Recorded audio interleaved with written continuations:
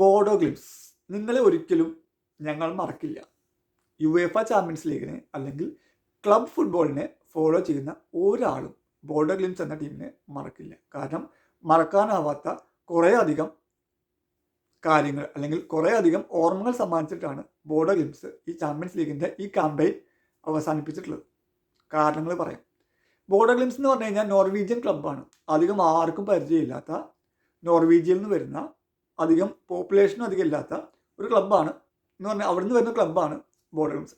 ആരും കാര്യമായിട്ടൊരു പരിഗണനയോ ആരും കാര്യമായിട്ടുള്ളൊരു പിന്തുണയോ ഒന്നും കൊടുക്കാതെയാണ് ബോഡോ ഗ്ലിംസ് വന്നിരിക്കുന്നത്. നമുക്ക് എല്ലാവർക്കും അറിയാം. പക്ഷേ അവരുടെ പെർഫോമൻസ് വൈസ് നോക്കുകയാണെങ്കിൽ ഇപ്പോൾ അവർക്ക് മോശമില്ലാത്ത രീതിയിൽ നല്ലൊരു ആരാധക കൂട്ടം കിട്ടിയിട്ടുണ്ടാവും.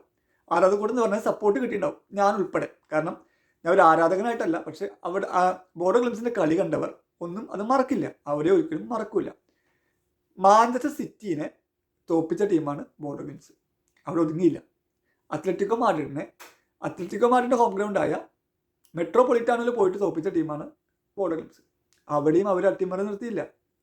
പിന്നെ ഇന്റർ മിലാനെ 2 പാദങ്ങളിലായിട്ട് തോപ്പിച്ചിട്ടാണ് അവർ പ്രീ ക്വാർട്ടർ ടിക്കറ്റ് എടുത്തത്. ആലോചിക്കണം, ഇന്റർ മിലാൻ കഴിഞ്ഞ വർഷം ചാമ്പ്യൻസ് ലീഗിൻ്റെ ഫൈനലിസ്റ്റാണ്. ആ ടീമിനെ, അത്രയും ശക്തമായ ടീമിനെ ഈ ബോഡോ ഗ്ലിംസ് എന്ന് പറഞ്ഞു കഴിഞ്ഞാൽ കുഞ്ഞൻ ടീം പഞ്ഞിക്കിട്ടിട്ട് പ്രീ ക്വാർട്ടർ ടിക്കറ്റ് എടുത്തു. ആരെങ്കിലും വിചാരിച്ചോ ഈ ബോഡോ ഗ്ലിംസ് പ്രീ ക്വാർട്ടർ വരെ എത്തുന്നു? ഇല്ല. ഈ പ്രീ ക്വാർട്ടർ എത്തിയത് ഇമാതിരി ടീമുകളെ മലർത്തിയടിച്ചിട്ടാണ്. അപ്പോൾ ഈ മലർത്തിയടിച്ച ടീമൊന്നും മോശമില്ല. മാഞ്ചസ്റ്റർ സിറ്റി മോശമാണോ? അല്ല. സിമിയോണിയുടെ അത്ലറ്റിക്കോ മാഡ്രിഡ് മോശമാണോ? ഒരിക്കലും അല്ല. പെപ്പിൻ്റെ സിറ്റിയാണെന്ന് ആലോചിക്കണം. സിമിയോണിയുടെ അത്ലറ്റിക്കോ മാഡ്രിഡും പിന്നെ ഇന്റർ മിലാൻ മോശമാണോ? ഒരിക്കലും അല്ല. ഇമാതിരി പെർഫോമൻസ് കളിച്ചിട്ടാണ് അവർ ഈ ചാമ്പ്യൻസ് ലീഗിൻ്റെ പ്രീ ക്വാർട്ടർ വരെ എത്തിയത്. പ്രീ ക്വാർട്ടറിൽ അവരെന്ത് ചെയ്തത്? സ്പോർട്ടിങ് മോശം ടീമല്ല. സ്പോർട്ടിങ്ങിനെ ബോഡോ ഗ്ലിംസിൻ്റെ ഹോം ഗ്രൗണ്ടിൽ വെച്ചിട്ട് 3-0 തകർത്തെറിഞ്ഞില്ലേ. രണ്ടാം പാദത്തിൽ അവർക്ക് അടിപ്പതറി 5-0 സ്പോർട്ടിങ് അവർ കീഴടക്കിയിട്ട് സ്പോർട്ടിങ് ക്വാർട്ടറിൽ കടന്നു. ബോഡോ ഗ്ലിംസ് പുറത്തായി. എന്നിരുന്നാൽ പോലും അവർ തല ഉയർത്തിയിട്ട് തന്നെയാണ് മടങ്ങുന്നത്. കാരണം അവർക്ക് ചെയ്യാൻ പറ്റുന്നതൊക്കെ അവർ ചെയ്തിട്ടുണ്ട്. ഒരു കുഞ്ഞൻ ടീം എന്ന് മുദ്ര വെച്ച് ലേബലായിട്ട് വന്ന ബോഡോ ഗ്ലിംസ് അടിച്ചിട്ടത് സിറ്റി, ഇന്റർ മിലാൻ, ആദ്യ പാദത്തിൽ സ്പോർട്ടിങ്, പിന്നെ അത്ലറ്റിക്കോ മാഡ്രിഡ്, ഇമാതിരി ടീമുകളെയാണ്. പിന്നെ അവരെ കുഞ്ഞൻ ടീമെന്ന് വിളിക്കാൻ പറ്റില്ല. ഇനിയിപ്പോൾ അടുത്ത സീസണിൽ ചാമ്പ്യൻസ് ലീഗിൽ ബോഡോ ഗ്ലിംസ് വരുമ്പോൾ എല്ലാവരും ഒന്ന് കരുതിയിരിക്കും. കാരണം ഇത് കഴിഞ്ഞ പ്രാവശ്യം വന്ന ടീമല്ലേ. അത് കാരണം കൊണ്ട് ഏതൊരു എതിരാളിയും ഒന്ന് കരുതിയിരിക്കും, അല്ലെങ്കിൽ കരുതിയിരിക്കണം ബോഡോ ഗ്ലിംസിന്.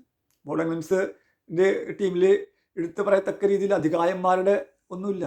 അവർ കുഞ്ഞൻ ടീമാണ്. ഇതിൽ എടുത്ത് പറയത്തക്ക പേരിനൊത്ത കളിക്കാരൊന്നുമില്ല. പക്ഷേ ഒരു ഒത്തിണക്കത്തോടെ അവർ കളിച്ചിട്ടുണ്ട്.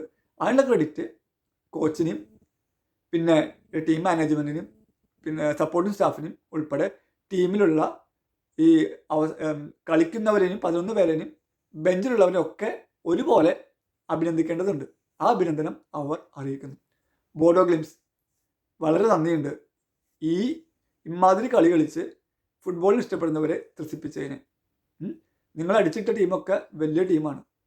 ഒരു കുഞ്ഞൻ ടീം വന്ന് വലിയ ടീമിനെ ഏറ്റുമുട്ടുമ്പോൾ ഓട്ടോമാറ്റിക്കലി എല്ലാവരും മനസ്സിലുണ്ടാവുക വലിയ ടീം എന്തായാലും ജയിക്കുന്നത്. എന്നാൽ അതിന് വിപരീതമായിട്ടാണ് നിങ്ങൾ പലതും ചെയ്തിരിക്കുന്നത്. ഫുട്ബോളിൽ അസാധ്യമായിട്ട് ഒന്നുമില്ല എന്നുള്ളത് നമ്മൾ പറയാറുണ്ട്. അതൊന്നുകൂടി നിങ്ങൾ തെളിയിച്ചിരിക്കുകയാണ്. വളരെ നന്ദിയുണ്ട് ഇമാതിരി കളി കളിച്ച് ത്രസിപ്പിച്ചതിന്.